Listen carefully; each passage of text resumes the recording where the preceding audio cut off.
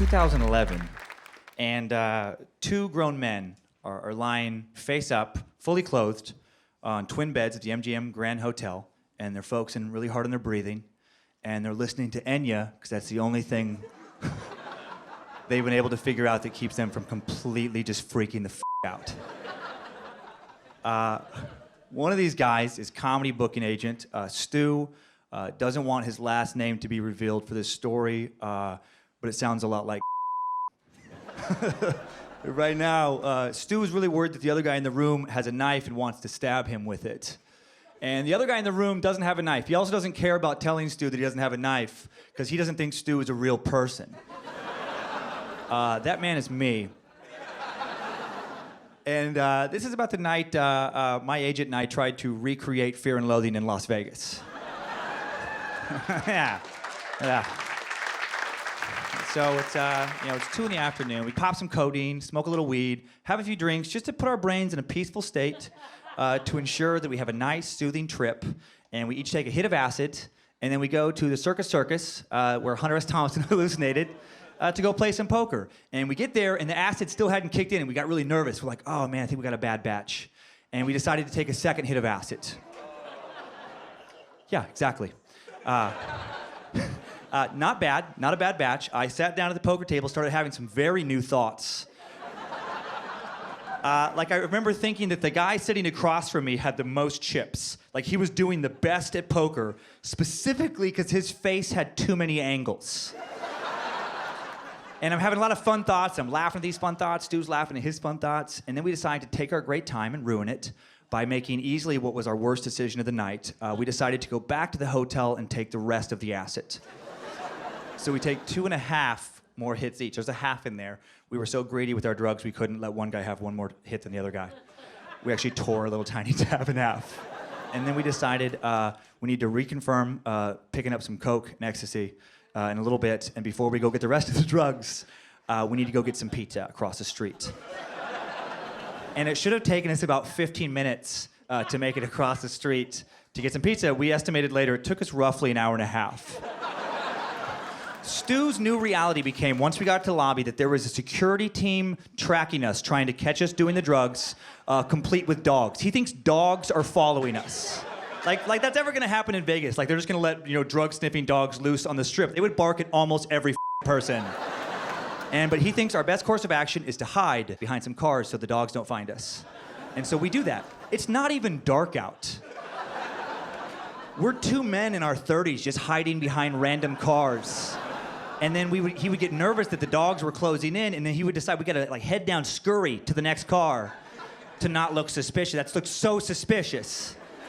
And I'm following him knowing it's a bad idea, but I have to stay close to him because I have a new reality as well. My new reality is that everything that's not really, really close to me that I look at starts to drift back and away and up into the air, including Stu. And I actually am thinking that if I don't stay within grabbing distance of my friend, he could drift into space. And I can't handle that right now. And so we're just scurrying and I'm chasing, and finally we make it to the pizza place where I decide to order us 2 pepperoni pizzas. And they have this like the individual little boxes in the little trays on the shelf. And I go to just grab us 2 pizzas from the counter. And like millimeters before grabbing it, my fingers crumple in my wristbands and I hit something and it really hurts. And I'm just like, what the f*** is that happened? And I just look at Stu and he's off worried about security. He's in a bad place. And I just keep trying to grab it, and it just keeps crumpling over and over. I'm like, I cannot for the life of me get this pizza. I went back the next day to see what the hell. There was a plexiglass barrier. I remember at one point actually digging at the force field like an insane badger, just desperate for pepperoni. And they take pity on me. They give us the pizzas. We hop in a taxi to go find the rest of the drugs. And I have a piece of paper I'd put down in my pocket earlier with the address written down, because I knew I'd be in a bad place. And I read what I think are the words on the paper to the driver. He hears what I'm guessing is just drug-fueled gibberish, and he wants more information. I can't answer any question. I'm only mentally capable of rereading what I think it says louder and more aggressively. I'm sure it was some just gibberishy, addressy kind, just 76th Street, Durango, 76. Place Street, 7777777. I'm freaking out. Like a lot of people, the driver doesn't like being screamed at by a maniac. And now he's screaming at me, and this freaks Stu out. And at the next intersection at the red light, he just opens the door mid-fare and just starts running away from the taxi, which I didn't know was an option. I grab an unknown amount of cash and just throw it at the driver and chase him, and we just run for a long time. Finally, we're able to actually see the MGM Tower in the distance, and we were we navigated like savages. We just would see it visually, and we're moving somewhat towards it like two monsters following the moon. And we finally do make it back to the room where I decide we gotta lay down, we gotta focus on our breathing, we gotta calm the down because shit's getting real weird. On the way back, Stu started talking a lot about a knife, and he was real worried about getting stabbed. It's getting so dark.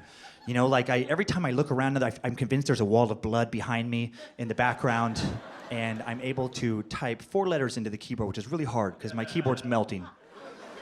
But I'm able to get in E-N-Y-A. Oh, sweet Enya, I have never loved her more than that evening. Please, Enya, turn these blood walls into waterfalls. I need you now more than ever!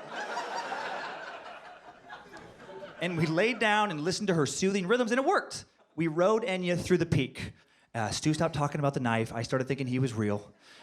And if this story that I've just told actually inspires you to go on your own drug binge, I gotta say, no, don't do it. It was terrifying. It was truly, I feel like I was one hit away from still wandering the strip today, just 7, 6, 7, 7, 7, 7.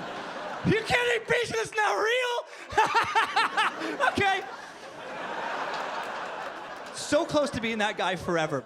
Thank you guys. Be safe out there.